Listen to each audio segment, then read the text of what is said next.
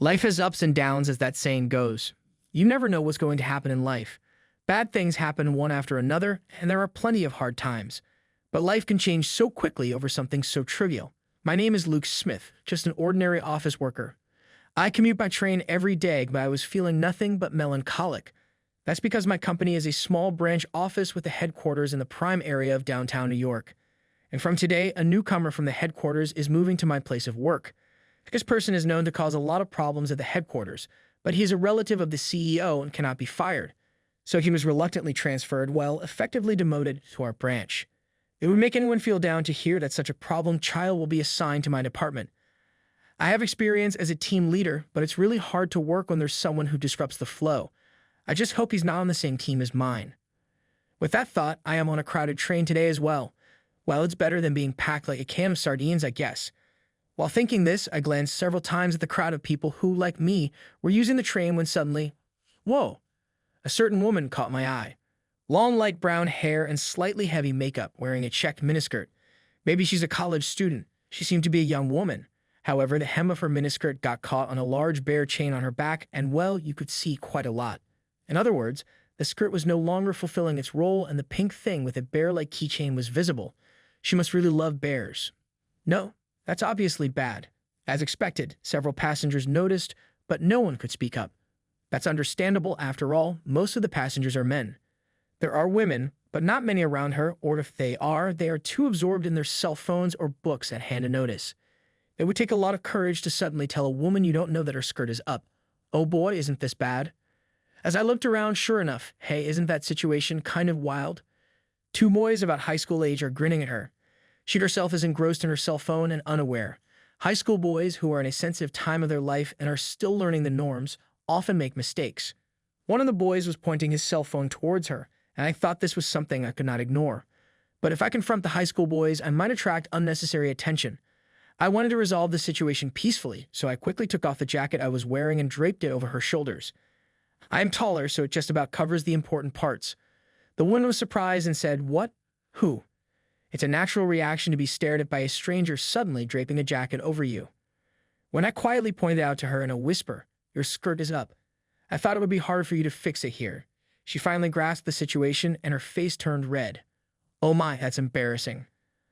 I'll fix it at the next station. Wait, how much did you see? She was in a panic.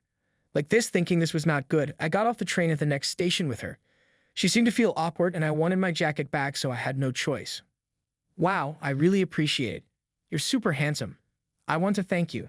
Can you give me your contact info? I had thought so when I saw her miniskirt, but this woman was rather flighty, or rather, a bit of a party girl.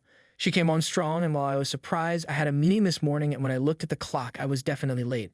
I needed to get to work ASAP, so I handed her my business card and said, "I'm here. This is my business card. Contact me there if you need anything, and don't worry about thanking me," and hopped onto the express train that had just arrived at the station. I finally headed to work, but as expected, I was late for the meeting. Even though I had notified them in advance, I was called into the conference room by the manager. "Luke, it's fine that you helped someone and we're late, but bringing the wrong documents to a meeting is not okay." "Yes, I'm sorry." Yes, I was late, and in my rush, I mistakenly grabbed the wrong documents, and as a result, ended up embarrassing myself in the meeting. I was glad I was the only one who was embarrassed, but as one would expect, restless behavior is not good for a member of society. As I was apologizing to my department manager, the manager said, "Well, what's done is done. Make sure it doesn't happen next time. Now on to the real issue at hand." Saying that, my manager handed me a piece of paper. He's a kind man, and it's rare for him to call me into his office like this, which means something significant must have happened. I accepted the paper he gave me and began to read. "What's this?" "I'm really sorry about this. Starting today, I want you to train the new recruit," said my manager with an apologetic look on his face. Whoa, whoa, whoa. Are you serious? The new recruit is the CEO's relative who couldn't be managed at the headquarters, and I'm supposed to guide him? Why me? I asked. "Well, the thing is, the headquarters specifically requested you today," he explained. "What?" I cried out, almost in a scream. I rarely go to the headquarters, and I haven't done anything noteworthy for the human resources at headquarters to remember my name, despite having no achievements. Why was I selected? As I was panicking over this baffling situation, bang! Suddenly, the conference room door swung open, and an agitated subordinate of the department manager rushed in. "Sir, "We've got a serious problem," he exclaimed. "What's going on?" "I'm in a meeting with Luke right now," replied the manager. "It's about the new recruit. The CEO of the headquarters wants to see you." "Luke, what?" This time, it was the manager who cried out in surprise while I was still trying to digest what was happening. "What did he just say?" "I knew the new recruit was coming, but the CDO as well." "What on earth is happening?" The manager and I exchanged glances and hurried out of the conference room, heading for the reception room, knowing we couldn't keep the CEO waiting. And there we saw, "Hey, it's you from earlier." "Hi there," she greeted. It was the woman I helped on the train, and she was sitting next to the CEO. "Oh, please give me a break. What the heck is going on here?" I was nearly in panic mode and decided to get my head out of the clouds. As it turned out, the woman I helped today, whose name is Anna Ashton, is the CEO's daughter. But apparently, she's been rather wild and has had difficulty sticking with any company she's joined. She still hasn't shaken off those bad habits, making it difficult for her to hold down a job anywhere. The CDO had hired her, but he received criticism internally for being too lenient with his family member, so the CDO decided to transfer her to a branch office as part of her real-world experience. "I heard you helped my daughter on the train today. As a father, I thank you," the CEO said, bowing his head to me. This made me break out in a cold sweat for a whole different reason, but then I also learned why I had been chosen. When I handed Anna my business card, she realized we were from the same company, but she couldn't stop me because I was in a hurry. So she took a picture of the card and sent it to the CEO, and after checking with her, they assumed that I, as a team leader, had some experience with employee development, so they entrusted their daughter to me. In other words, my act of kindness has led to this unexpected situation. The CEO likely wants me to cultivate his daughter and thus earn a promotion in the future. But from my perspective, I've just been saddled with a difficult new recruit. What should I do? But I had no choice. "Nice to meet you, Luke." She cheerfully greeted me with absolutely no trace of professionalism, leaving me no choice but to hang my head. And that's when my unbelievably busy days began. Even the manager seemed to realize that this was going to be a tall order and told me to focus on training Anna for a while, handing off non-urgent tasks to others. Thanks to that, I was supposed to have some time. Well, that didn't happen. "Anna, what on earth are you doing?" "What do you mean?" "I'm just hungry." Anna was snacking on a piece of chocolate while watching the training video, and I just had to sigh at the sight. If she's hungry, that's fine, but she could at least do it out of sight. Is she that clueless? But it wasn't that Anna may not have great social skills. She's not stupid. As proof, she managed to remember how to do simple tasks after being shown just once. "Oh hey, Lukey, additional data came in, so I finished inputting it." "What? Already? You're quick." "Yes, she's incredibly efficient at her work. She does more than she's asked to do and rarely makes mistakes. With this level of work, she could easily get by at our head office. But her other problematic behaviors completely overshadow it. It's such a waste, and despite my numerous warnings, she only slightly improves and eventually reverts back to her old habits. She still calls me Lukey after 2 months of training her. I was reaching my breaking point. However, I resolved to do my best to make her a competent worker. And it was on that day. "What should I do, Aluki?" She troubled while I was thinking in the break room, and it suddenly popped up. It's been 3 months since we started working together. By now, she's capable enough to do her job alone. I mean, she still exhibits problematic behavior, so I have to keep an eye on her. But it's break time, so I won't scold her. "Oh, nothing, just some personal stuff." But even Lukey has worries. "What do you think I am?" "My mom's birthday is coming up. I'm not sure what to get her." "Yes, my mom's birthday is just around the corner, but I'm out of ideas, and being single, I'm clueless about women's tastes." When I said that, Anna tilted her head and asked, "Are you close to your mom?" "I guess so. She's always been the caring type." How so?" "What do you mean?" "Well, even when she was incredibly busy, she always made sure to pack my lunch. My dad was away on business a lot, so my mom took care of everything at home. After I started living alone and learned how hard housework is, I realized how great my mother was. So I'd like to celebrate her birthday somehow, but I'm having a hard time picking a present." "Oh, I know. I should ask Anna. She seems to know more about women's preferences and trends." Just as I was about to ask her, I fell silent. The usually overly cheerful Anna looked incredibly down. "Anna, what's wrong?" "Oh, sorry. I don't have a mom. That's why I'm envious of your problem." Anna said that and forced a smile, but her fake smile quickly faded, and she looked down, appearing dejected again. I was taken aback by the sight of Anna I'd never seen before. She looked so lonely. I couldn't leave her alone. "You don't have to force yourself to smile sometimes, Anna. You really force yourself to smile. It's okay to talk about your problems. After all, I'm your trainer." "That's right.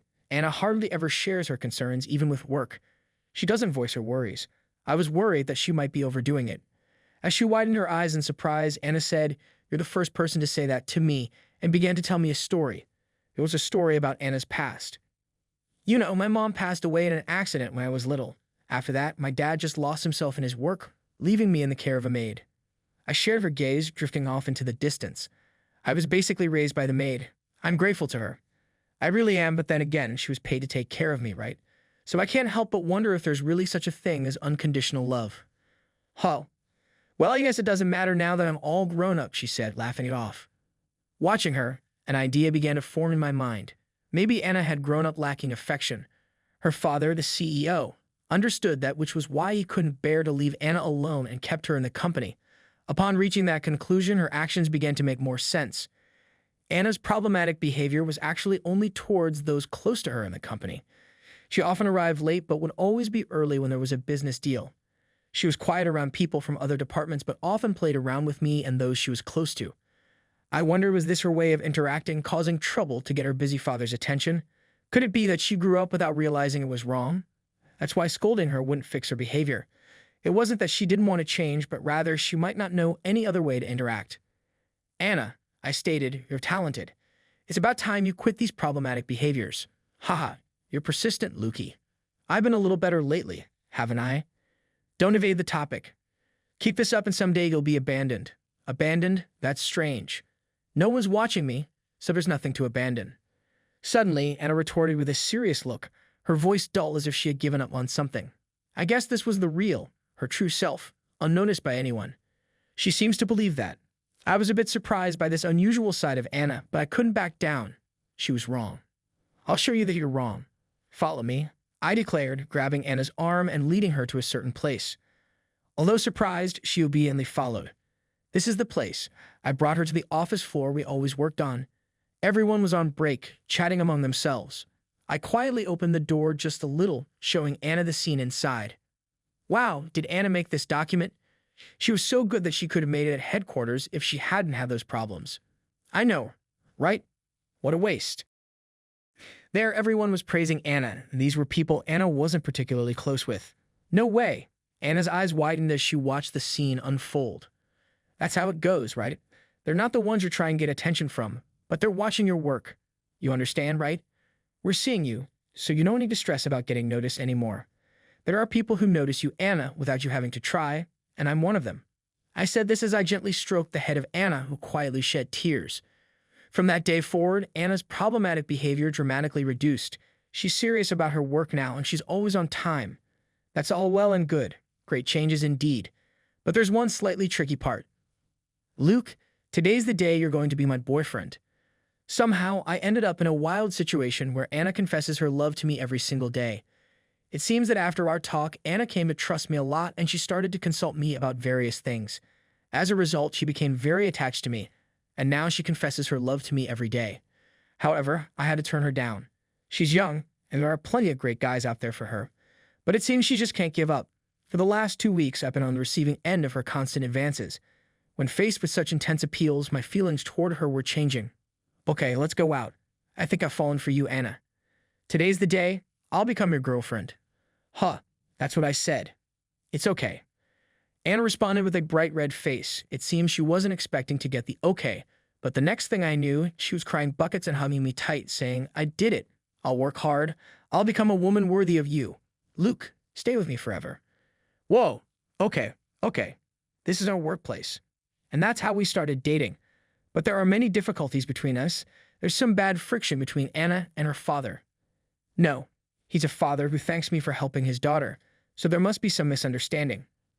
First, I went to Anna's house with her to clear up this misunderstanding. Of course, the CDO gave me a very disapproving look.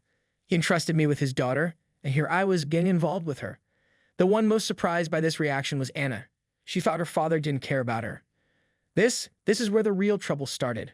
Her father showing concern for her was nice and all, but he was opposed to our marriage. They had a huge fight, but it seemed like it helped them vent their pent-up frustrations. "You're always working and neglecting me. Don't act like a father now. I am your father. I've been worried about you." Well, it's too late to worry now, silly. They argued and argued, but finally had a heart-to-heart talk. The CEO, my father-in-law, was confused about how to deal with his grown-up daughter, and in his fear of hurting her, he distanced himself from her. This only led to him losing his ability to communicate with her, and he had his own set of worries. Anna realized she was causing her father distress and that she was loved. Finally, the two of them made peace. Of course, our marriage was approved. Next, we went to greet my parents.